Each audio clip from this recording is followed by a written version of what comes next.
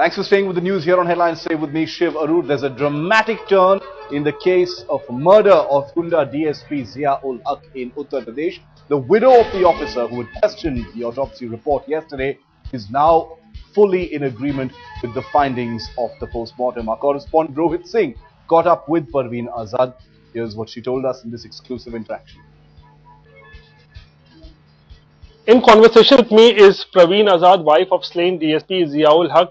The post-mortem report of the DSP is out and there are some contradictions that have come to light, and let's talk to the wife herself what she has to say.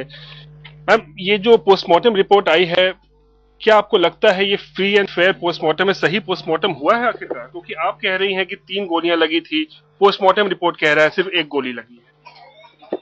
इसमें जितने भी घाव दिखाए गए हैं, जो मैंने उस वक्त घाव देखे थे, इसमें जितने भी घाव दिखाए गए हैं वो लगभग सेम है, लगभग। और मुझे थोड़ी कंफ्यूजन है, तो मैं उसके लिए वीडियोग्राफी और फोटोग्राफी की डिमांड हमने किया है।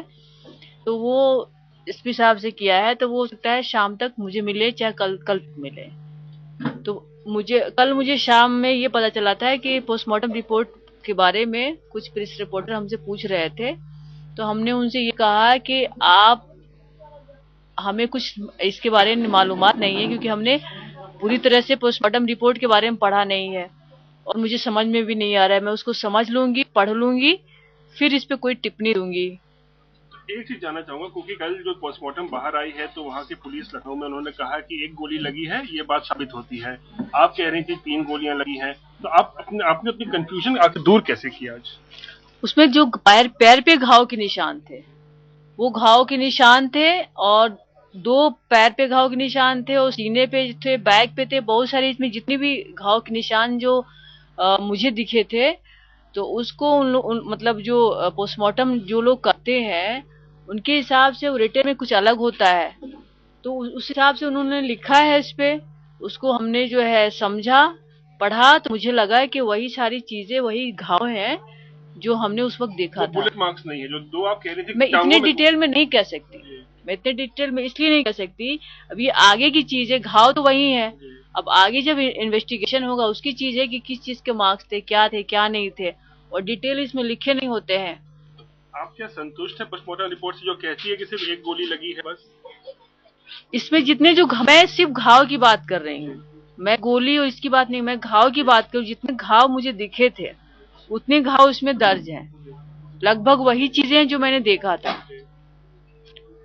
उसके बाद भी मैं वही बार बार रिपीट कर रही हूँ कि मैं वीडियोग्राफी और फोटोग्राफी मंगा रही हूँ, उसको मैं टैली कर लूंगी, फिर अपना कंफ्यूजन दूर कर लूंगी।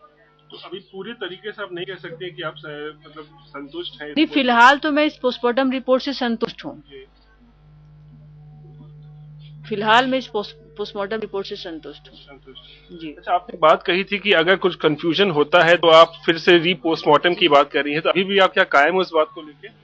कल हमने ये बात कही थी जब वो प्रेस रिपोर्टर जो थे, पता नहीं किस टीवी के थे, तो उन्होंने ये कहा कि अगर वो गलत हुई तो आप क्या करेंगी। हमने कहा अगर पोस्टमार्टम रिपोर्ट गलत होगी तब मैं पोस्टमार्टम कराऊंगी। तो अगर ये गलत हो, फिलहाल तो ये मैं उस पर संतुष्ट हूँ, अगर गलत होती तो मैं ये बात कहती। तो अभी आप संतुष्ट हैं उससे? जी। पूरा वीडियोग्राफी आप देखना चाह रही हैं? मैं वीडियोग्राफी भी देखना चाह रही हूँ और मैं फोटोग्राफी भी देखना चाह रही हूँ। एक चीज और बताइए, जो एक बात सामने आ रही है, आपके जो अखिलेश यादव ने एक कमिटमेंट किया था, एक आपकी डिमांड थी जॉब को लेके, उस पर थोड़ा सा एक प्रॉब्लम आ गई, संशय बना हुआ है, क्योंकि आपने डिमांड की थी कि आपको डीएसपी रैंक का ही पद दिया जाए। लेकिन अभी अखिलेश सरकार जो है एक तरीके से यू टर्न ले रही है, अब कह रही है कि जिसका जैसा एजुकेशन क्वालिफिकेशन होगा उसे ही वैसी जॉब दी जाएगी। तो इस यू टर्न को कैसे देख रही है? नहीं, मेरे प्रार्थना पत्र में तो यही मैंने लिख के भेजा है कि मुझे डीएसपी की ही जॉब चाहिए, और अभी उधर से कोई लेटर नहीं आया है मेरे पास, तो मैं इस पे अभी कुछ नहीं कह सकती। अगर उधर से लेटर आता है, उसमें कुछ और लिख के आता है, तब मैं कुछ कहूंगी। अगर ऐसा नहीं होता है तो फिर क्या किया जाएगा? तब मैं उस वक्त सोच के बताऊंगी। राजा भैया गिरफ्तार नहीं हो रहे हैं, सीबीआई को मामला सौंपे जाने की बात हो रही है, और मुख्यमंत्री कह रहे हैं कि अब सीबीआई जांच करेगी, और वो अगर जांच में उन्हें गुनहगार पाएगी तो वो अरेस्ट करेगी। क्या करेंगे? सरकार क्या बचा रही है राजा भैया को? देखिए, मैंने एफआईआर दर्ज कर दिया है और सीबीआई की जांच की मांग की है, और सीबीआई उन्होंने जो है मुख्यमंत्री जी ने ये भी रिक्वेस्ट भी की है, वहाँ भेजा है। अब उसके बाद एक्सेप्टेंस के बाद होती है। एफआईआर जितने का भी दर्ज हुआ है तो उसकी गिरफ्तारी होनी चाहिए जी। So that was Parveen Azad speaking to us on the post-mortem contradiction that has come to light, and now she's saying that she is thoroughly satisfied with the report. With camera person Nadeem Alam, this is Rohit Singh in Doria for Headlines Today.